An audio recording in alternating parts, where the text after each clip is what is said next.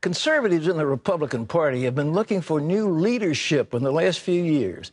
And one standout is Congresswoman Michelle Bachmann of Minnesota. John Jessup has this look at her rise to prominence. Hi, Michelle Bachmann. On any given day, Congresswoman Michelle Bachmann's office gets its fair share of complaints. But to Bachmann, it's a sign she's doing a good job sticking to her conservative principles. Her journey through politics has taken many stops, starting out as a school bus driver, then a federal tax attorney, and a small business owner. Bachmann entered politics fed up with the pro-tax, pro-choice stances of a local politician. Now seen as a lightning rod within the GOP, her vocal opposition of government bailouts to the Democrats' health care overhaul has turned this two-term congresswoman into a national headliner who, with a few words during a live TV interview, inspired thousands to attend this house call, a massive gathering on the steps of Capitol Hill. Let me ask you a question. Is President Obama going to be your doctor? No! Can we fix stupid? No! Bachmann is fueled by her core belief that government needs real reform. But this wife, mother of 5 children of her own and numerous foster kids, draws her greatest strength from her faith and what she calls traditional American values. Well, Representative Bachmann joins us now from Capitol Hill. And Congresswoman, it's a pleasure to have you on the 700 Club as a Regent graduate, I might add. That's right. It's an honor to be able to be here. Thanks, Pat. Right. Hey, listen, you were talking a little while ago to a group of us at Regent about this health care bill and some of the iniquitous things that were being put out having to do with income levels and so forth. Could you spell out what is in that bill? Yeah, it's full of numerous nightmares, the health care bill. It's essentially the government takeover of health care. Government will be in charge of our lives, literally from cradle to grave. They will now have the proprietary interest in having life and death decisions. But when it comes to income, we're looking at government actually using this bill to impose an iron curtain on wages, because all of the subsidy for health care falls away when your income is at $59,000, and that's joint income. It doesn't take a lot for 2 wage earners to get up to $59,000. So at $58,000, a person receives full government subsidy on health care. At $59,000, most likely your employer-paid health care goes away. You have to purchase it in the private market. People could be looking at anywhere, Pat, from $12,000 to $20,000 non-tax-free money in purchasing private health care. That will be a disaster for middle America. Listen, that hasn't come out. The people aren't talking about it. I mean, this is horrible. You mean to say if somebody goes from $58,000 to $59,000, suddenly all the health benefits are taken away from them? That's right. At $59,000, the health benefits go away. Plus, there's a marriage penalty that's imposed, because if 2 people are unmarried living together, their income can actually be higher than if you're married living together. So there's a tremendous marriage penalty that also comes into play. That thing has about 2,000 pages. Have you read it? I have read it, and my staff continues to pore over it, and every day, Pat, we continue to come up with new, very bad information for the American people. You think your colleagues have read the thing? It's such a voluminous piece of legislation. We are trying to, but the biggest part of this legislation, Pat, is the vagaries. All of the power that is given to the middleman bureaucracy, because the bureaucracy will really make the decisions, rules, regulations that will govern the American people. And also, it's important for your viewers to know that this bill is a lot of pain with very little gain. The taxes that we will pay will come into play immediately for about the first 3 to 4 years. There's no additional health care at all that government delivers for about 3 or 4 years. So we're paying for this bill enormous sums of money 3 or 4 years, even before any benefits ever get delivered.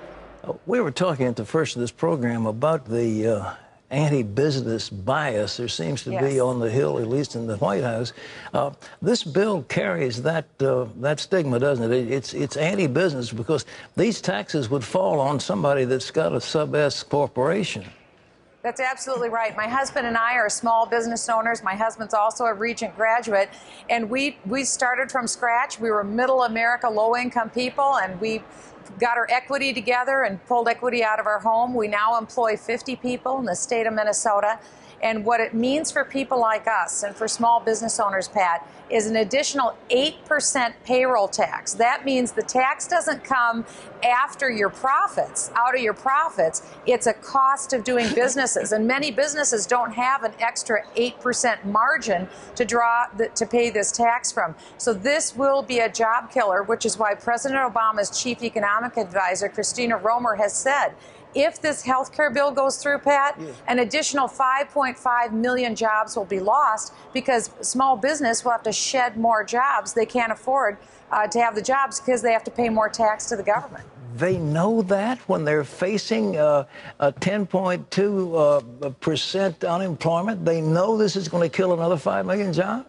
They know this. This is their own numbers, and yet they're persisting forward. When America has unemployment at a 26-year high, now they want to put something in that will bring about another 5.5 million job loss. It makes absolutely no sense because really, Pat, this is all about redistribution of wealth and government control over our lives. It has nothing to do with increasing health care access or bringing down the cost of health care. So what you're dealing is doctrinaire leftists. I mean, they're leftists regardless of what the consequences are. Am I saying it right? Pat, there's no question. President Obama only met with House Republicans once over across the street at the Capitol in the basement, and in a private closed-door meeting, he said to us House Republicans, I would prefer to be a one-term president and achieve my agenda rather than being a two-term president and not achieving my agenda. This is the most radical president